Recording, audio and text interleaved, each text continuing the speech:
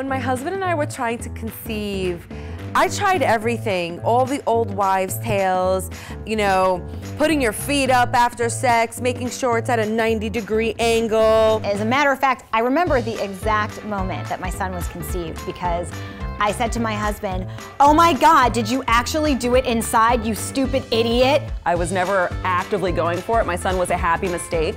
My ex was supposed to pull out, but the pull-out method doesn't work if it's the repetitive pull-out method. I was 10 weeks when I found out I was pregnant, and I informed his dad, and he kind of already knew the exact day when it happened. We were in the shower, and he was like, "I knew it was that day." And I'm like, "Well, why didn't you tell me so I could know?" And it ended up being this kind of beautiful little surprise because I'd wanted to have a kid on my own, and then lo and behold, Kara was pregnant. But the first thoughts were like, whoa. I'm not pregnant, there's no way. And we got into this big fight, and we actually broke up.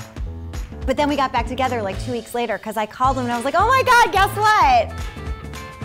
And that's how we started our family.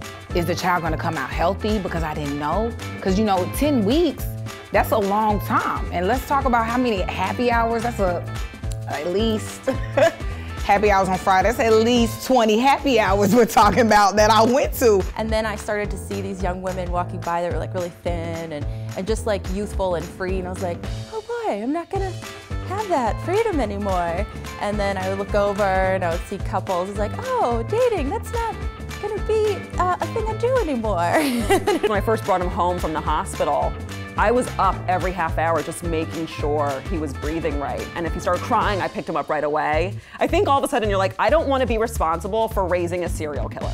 When the doctors tell you that it's not in your cards and you see those 2 lines appear on that pregnancy test, there's this overwhelming feeling of success. I never even imagined being someone's mother, but now that I am, I'm my mother. So I think that's kind of how it works a little bit. I love them so much. My daughter was just like the cutest little thing. I would braid her hair.